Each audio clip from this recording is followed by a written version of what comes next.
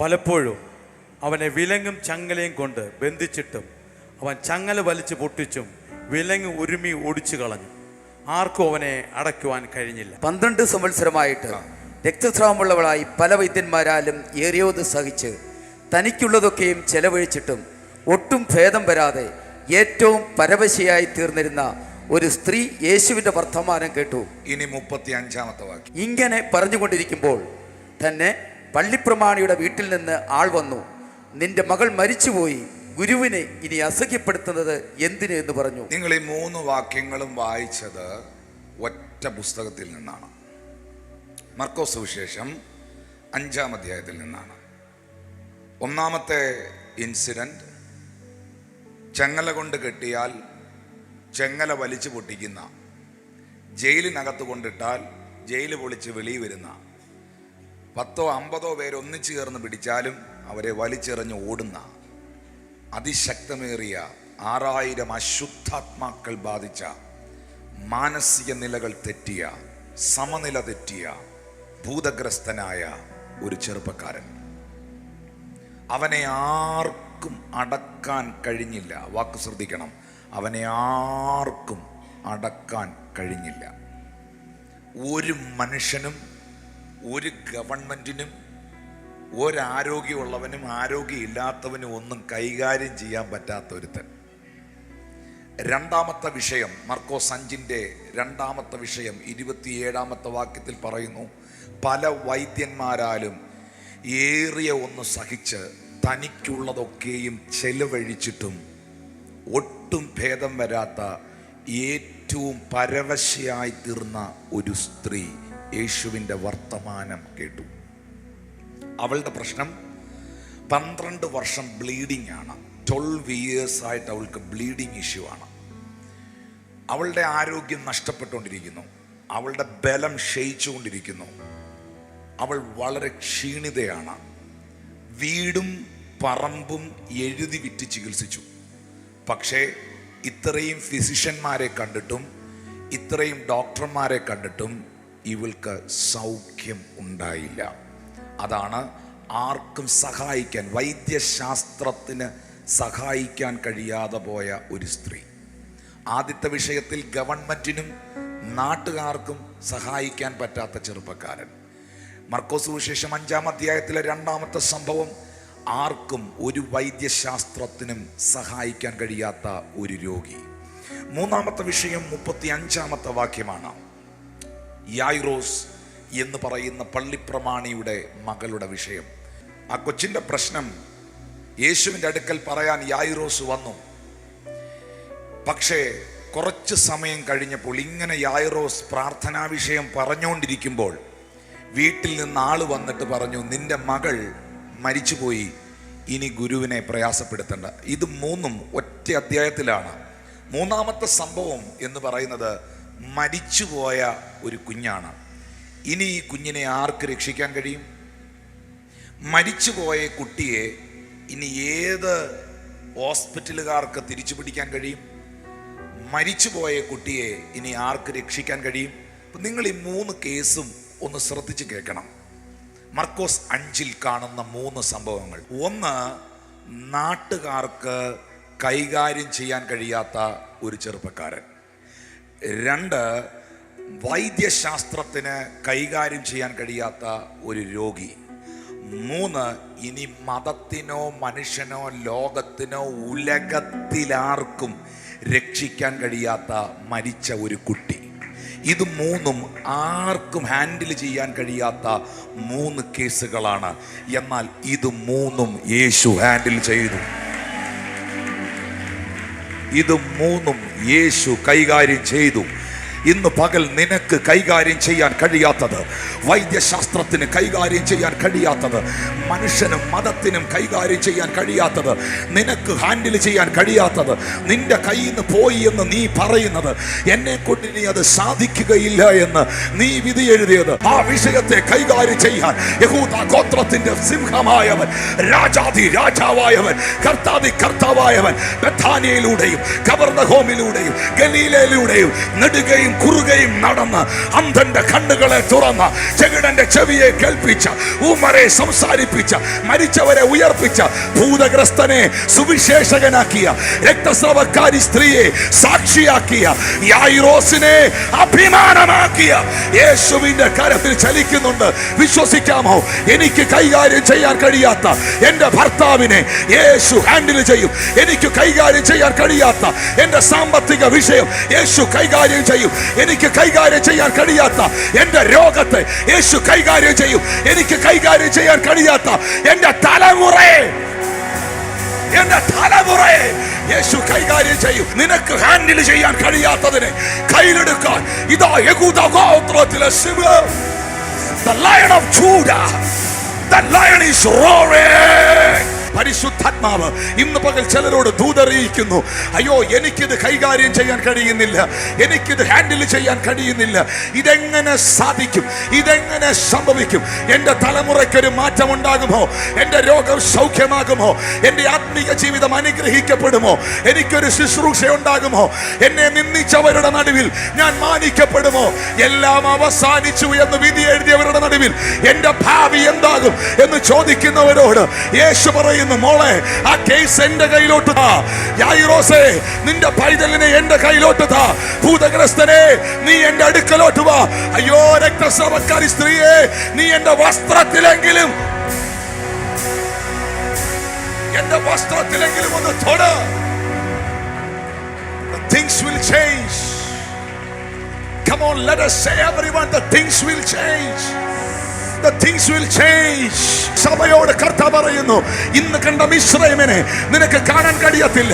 നീ ഇന്നലെ കണ്ടത് ശവപ്പെട്ടിയിൽ കിടക്കുന്ന കുഞ്ഞിനെയാണെങ്കിൽ നീ ഇനി കാണാൻ പോകുന്നത് എഴുന്നേറ്റ് സംസാരിക്കുന്ന പൈതലിനെയാണ്. നീ ഇന്നലെ വരെ കണ്ടത് രക്തസ്രാവവും തകർച്ചയാണെങ്കിൽ ഇനി നീ കാണാൻ പോകുന്നത് പട്ടണത്തിലെ സാക്ഷിയാണ്. നീ ഇന്നലെ വരെ കണ്ടത് ഭൂതഗ്രസ്തനെയാണെങ്കിൽ ഇനി നീ കാണാൻ പോകുന്നത് ദത്തേപ്പൊലിയുടെ സുവിശേഷകനെയാണ്. Things will change. The Lord will turn around your things. പരിശുദ്ധാത്മാവ് നിന്നോട് തലയിൽ കൈവച്ചാലോചന പറയുന്നു, തലയിൽ കൈവച്ചാലോചന പറയുന്നു. ഈ സാഹചര്യങ്ങളെ ഞാൻ മാറ്റി മറിക്കും.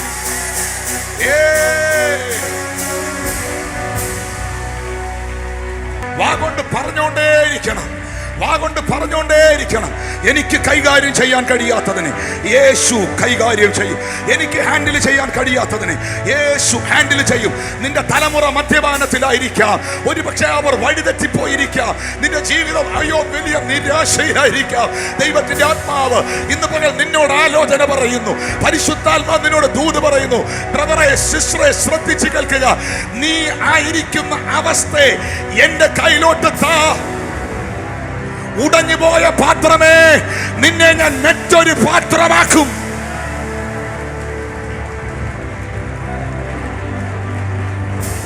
യിരെമ്യാവിനോട് ദൈവം പറയുന്നു, നീ എഴുന്നേറ്റ് കുശവന്റെ വീട്ടിലേക്ക് ചെല്ലുക, അവിടെ നിന്നെ അറിയിപ്പാനുള്ളത് ഞാൻ നിനക്ക് കാണിച്ചു തരും. അവൻ എഴുന്നേറ്റ് കുശവന്റെ വീട്ടിൽ ചെല്ലുമ്പോൾ കുശവൻ തന്റെ ചക്രത്തിൽ കളിമണ്ണ് കൊണ്ടൊരു പാത്രം ഉണ്ടാക്കുകയായിരുന്നു. അവൻ പാത്രം ഉണ്ടാക്കി വന്നപ്പോൾ പാതി വഴിയിൽ ആ പാത്രം ഉടഞ്ഞുപോയി, പാതി വഴിയിൽ തകർന്നു പോയി. യിരെമ്യാവ് ചിന്തിച്ചു, കഴിഞ്ഞു, അവസാനിച്ചു, തീർന്നു. പക്ഷെ യിരെമ്യാവിനെ ഞെട്ടിച്ചുകൊണ്ട് കുശവൻ അതിനെ തനിക്ക് തോന്നിയതുപോലെ മറ്റൊരു പാത്രമാക്കി മാറ്റി. കുശവൻ അതിനെ തനിക്ക് തോന്നിയതുപോലെ മറ്റൊരു പാത്രമാക്കി മാറ്റി. നിന്റെ ശുശ്രൂഷയെ മറ്റൊരു ആംഗിളിലേക്ക്, നിന്റെ സാമ്പത്തിക മേഖലയെ മറ്റൊരു ആംഗിളിലേക്ക്, നിന്റെ ജീവിതത്തിന്റെ നിലവാരത്തെ മറ്റൊരു ആംഗിളിലേക്ക് ഇന്ന് പകൽ ദൈവാത്മാവ് തിരിക്കുകയാണ്. ഇന്ന് കണ്ട മിശ്രയമിനെ നീ ഒരിക്കലും കാണാത്ത നിലകളിൽ, നിന്റെ കിണറുകളെ മൂടിയ ഫെലിസ്ത്യന്മാരുടെ നടുവിൽ നിനക്കെതിരെ വെല്ലുവിളിച്ച ഗോലിയാത്തുമാരുടെ നടുവിൽ നിനക്കെതിരെ എഴുന്നേറ്റ ദാഗോന്മാരുടെ നടുവിൽ സ്വർഗ്ഗത്തിലെ ദൈവം സംഭവിക്കുന്നു, സംഭവിക്കുന്നു, സംഭവിക്കുന്നു. ഇതൊരു കേവലം പ്രസംഗമല്ല, ഇത് നിന്നോടുള്ള പ്രവചനമാണ്, ഇത് നിന്നോടുള്ള ദൂതാണ്, ഇത് നിന്നോടുള്ള അരുളപ്പാടാണ്. The things will change.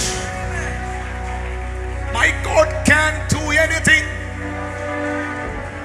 He can change any situation.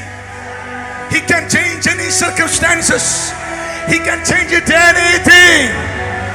Anything. Hey, my God can change your husband. My God can change your children. My God can change your financial status. My God can change your anointing. My God can change your position.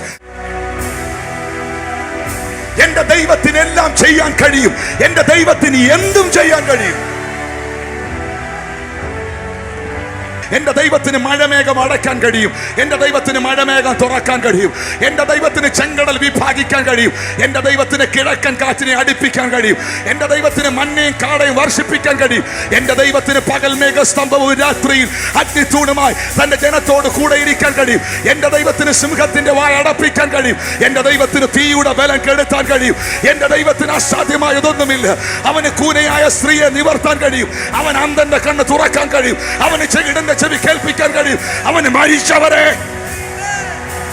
മരിച്ചവരെ ഉയർപ്പിക്കാൻ കഴിയും. അവനില്ലാത്തതിനെ ഞാനിത് പ്രസംഗിച്ചുകൊണ്ടിരിക്കുമ്പോൾ എന്നെ കൊണ്ടിത് പറയിപ്പിക്കുന്ന പരിശുദ്ധാത്മാവ് ഈ പറഞ്ഞ വാക്ക് നിന്നിൽ നിറവേറാൻ തന്റെ ദൂതനെ നിനക്ക് വേണ്ടി ഇന്ന് പകൽ അയക്കുകയാണ്.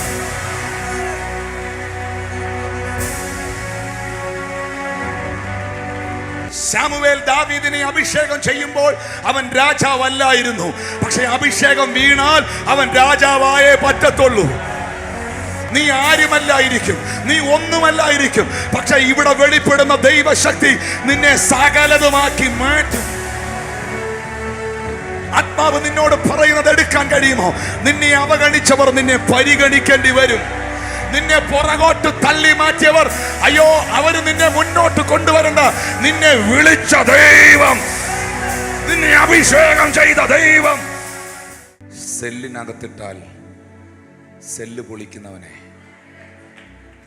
ചങ്ങല കൊണ്ട് കെട്ടിയാൽ ചങ്ങല പൊട്ടിക്കുന്നവനെ,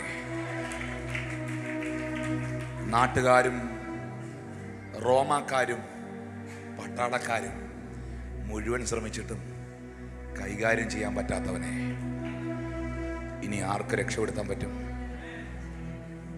വീടും പറമ്പും എഴുതി വിറ്റിട്ടും ഒട്ടും ഭേദം വരാത്തവളെ, സകല ഡോക്ടർമാരെ കണ്ട് ചികിത്സിച്ചിട്ടും സൗഖ്യമില്ലാത്തവളെ ഇനി ആർക്ക് രക്ഷപ്പെടുത്താൻ പറ്റും? മരിച്ചു മൂക്കി പഞ്ഞി വെച്ച് പെട്ടിക്കകത്ത് കയറ്റി കിടത്തിയിരിക്കുന്ന ആ കൊച്ചിനെ ഇനി ഏത് ഓക്സിജൻ കൊടുത്ത് രക്ഷപ്പെടുത്താൻ പറ്റും? പക്ഷേ things will change. My Jesus can do anything.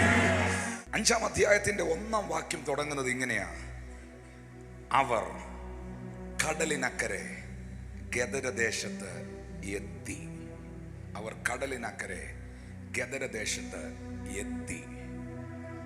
അവ എത്തി എന്ന 5-ാം അധ്യായത്തിന്റെ 1-ാം വാക്യത്തിൽ പറയണമെങ്കിൽ 4-ാം അധ്യായത്തിൽ എവിടോ ഒരു ജേണി കിടപ്പുണ്ട്, ഒരു യാത്ര ചെയ്യാതെ എത്താൻ പറ്റുമോ? 35-ാമത്തെ വാക്യം 4-ാം അധ്യായം മർക്കോസ് സുവിശേഷം: അന്ന് സന്ധ്യ ആയപ്പോൾ നാം അക്കരയ്ക്ക് പോക എന്ന് അവൻ അവരോട് പറഞ്ഞു. അവർ പുരുഷാരത്തെ വിട്ട് താൻ പടകിൽ ഇരുന്ന പാടെ അവനെ കൊണ്ടുപോയി. മറ്റ് ചെറുപടകുകളും കൂടെ ഉണ്ടായിരുന്നു. ഒരു സന്ധ്യയുടെ യാമത്തിൽ, ഒരു ഈവനിങ് ടൈമിൽ പെട്ടെന്ന് അൺഎക്സ്പെക്റ്റഡ് ആയിട്ട് മോനെ പ്ലീസ്, അൺഎക്സ്പെക്റ്റഡ് ആയിട്ട് യേശു പറയുന്നു, എഴുന്നേക്ക്, നമുക്ക് അക്കരയ്ക്ക് പോകാം.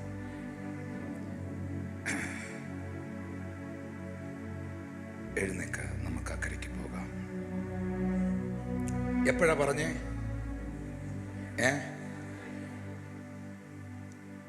എഴുന്നേൽക്ക എന്ന ശബ്ദം എപ്പോഴാ ഉണ്ടായേ? അക്കരയ്ക്ക് പോക എന്നെപ്പോഴാ പറഞ്ഞേ? എന്താ സന്ധ്യായാമത്തിന്റെ പ്രത്യേകത? പകലിന് അനേകം മണിക്കൂറുകളുണ്ട്, രാത്രിക്കും അനേകം മണിക്കൂറുകളുണ്ട്. പക്ഷെ സന്ധ്യായാമം എന്ന് പറയുന്നത് ഒരു ഷോർട്ട് പീരീഡാണ്, ഒരു ചെറിയ സമയമാണ്. വെളിച്ചമുണ്ടോ? സന്ധ്യയ്ക്ക് വെളിച്ചമുണ്ടോ? ഉണ്ട്. ഇരുട്ടുണ്ടോ? അതുകൊണ്ട്. പകലാണോ എന്ന് ചോദിച്ചാൽ പകലാണോ? അല്ല. രാത്രിയാണോ എന്ന് ചോദിച്ചാൽ രാത്രിയാണോ? അതുമല്ല. ഇപ്പോൾ ഒരു രണ്ടും കെട്ട അവസ്ഥയാണ് സന്ധ്യ എന്ന് പറയുന്നത്. വെളിച്ചം ഇച്ചിരി ഉണ്ട്, വെളിച്ചത്തെ പോലെ ഇരുട്ടുമുണ്ട്. പകലാണോന്ന് ചോദിച്ചാൽ പകലുമല്ല, രാത്രിയാണോ ചോദിച്ചാൽ രാത്രിയല്ല. പക്ഷേ സന്ധ്യ കഴിഞ്ഞാൽ പിന്നെ രാത്രിയാണ്. സന്ധ്യ തീരുന്നതിന് മുൻപ്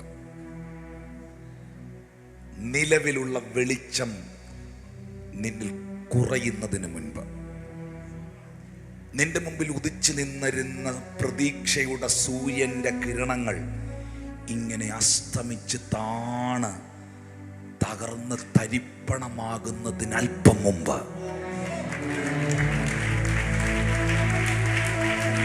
നീ സൂയിസൈഡ് ചെയ്യാൻ തീരുമാനിച്ചിരിക്കുമ്പം, എല്ലാം കഴിഞ്ഞെന്ന് നീ ചിന്തിച്ചിരിക്കുമ്പം, നിന്റെ പ്രതീക്ഷയുടെ കിരണങ്ങൾ മുഴുവൻ അസ്തമിച്ച് ഇരുട്ട് നിന്നെ കാർന്ന് പിടിക്കാൻ മിനിറ്റുകൾ മാത്രം ബാക്കി നിൽക്കുമ്പോൾ ഒരു കൈ വന്ന് നിന്നെ ഇങ്ങനെ എടുത്തോണ്ട് പോവുകയാണ്.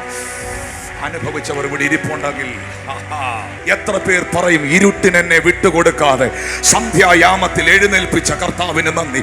ഇരുട്ടിനെന്നെ വിട്ടുകൊടുക്കാതെ, ഇരുട്ടിൽ എന്നെ തനിച്ചാക്കാതെ സന്ധ്യായാമത്തിങ്കൽ എന്നെ വിളിച്ച കർത്താവിന് നന്ദി.